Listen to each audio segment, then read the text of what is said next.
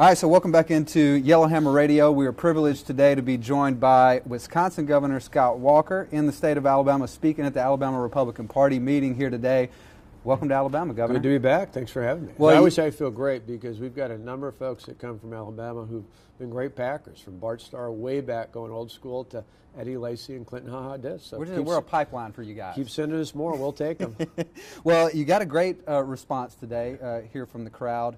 What do you think it is about your message that's resonating so much with people here? You're a Midwestern governor, you come to the southern state, and get a great reception like you did today. Why do you think that is? Well, I think combination of things. I think people want no nonsense, so that's part of it. There's not a, we don't pump it up like maybe they do on the East or West Coast. We're just tell it like it is. That's how I was raised in a small town. But I also think the other part of it is a lot of great Republican candidates, but if people are looking for someone who can fight and win, actually get results, and do it without compromising common sense, conservative principles, I'm the only one in the race who's done all that. Well, that description reminds me of one of my favorite Alabamians, a lot of our favorite Alabamians, Jeff Sessions. Yeah.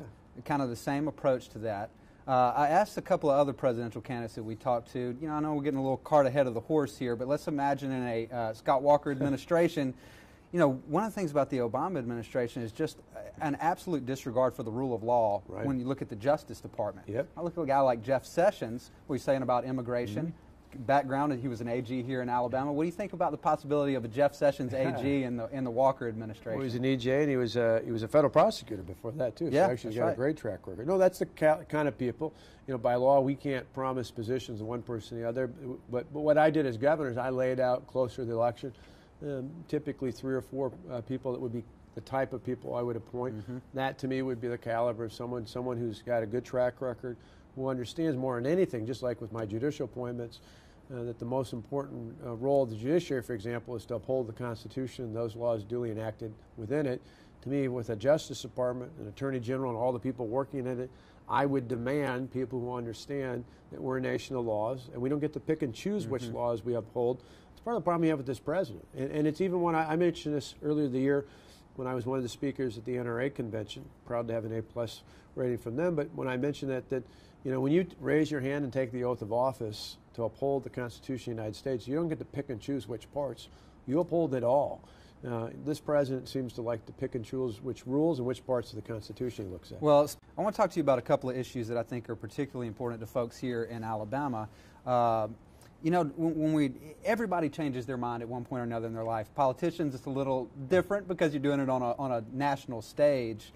And so I think as conservatives, when we approach, when people change their positions, what matters to me is not so much did you change your position, but the reasoning behind that and kind of your personal journey to whatever the change was. So on the issue of immigration, which Jeff Sessions has been a leader on, You've changed a little bit on that issue. Talk to us about what led you to the point that you're at now on that issue. Yeah, before this year, when I was just a governor, not thinking about running for president, I had limited reaction to it. I'd said some things out there that were a little bit more open. The more I looked at it, Senator Sessions, along with a whole bunch of other people, are people I've talked to. I've talked to governors along the border states. I've talked to state and local officials as well as federal officials. And I listened to the American people. And I think this is one of those where people want leaders who say, I'm willing to listen to you. I'm willing to hear what the concerns are of the American people. And it was clear to me when looking at how this president has messed up the immigration system, when talking to elected officials at the federal, state, and local level, and when, most importantly, hearing from the American people, when I looked at it and said, hey, we've got to secure the border. I've been down at the border. I've seen the mess. We've got international criminal organizations penetrating that southern-based border literally on a daily basis where they're pushing drugs, firearms, and people in human trafficking. That to me is an issue of not just of public safety for the people in those neighborhoods and those states, not just national security, and it is increasingly as people are coming in from around the world, not just from Mexico and Latin America, but increasingly it's a question of sovereignty. We are a great nation. If we can't secure our borders, it really raises the question of our own sovereignty. So I would, after listening to all this, it's clear to me, you've got to enforce the laws of this country. You've got to begin with securing the border.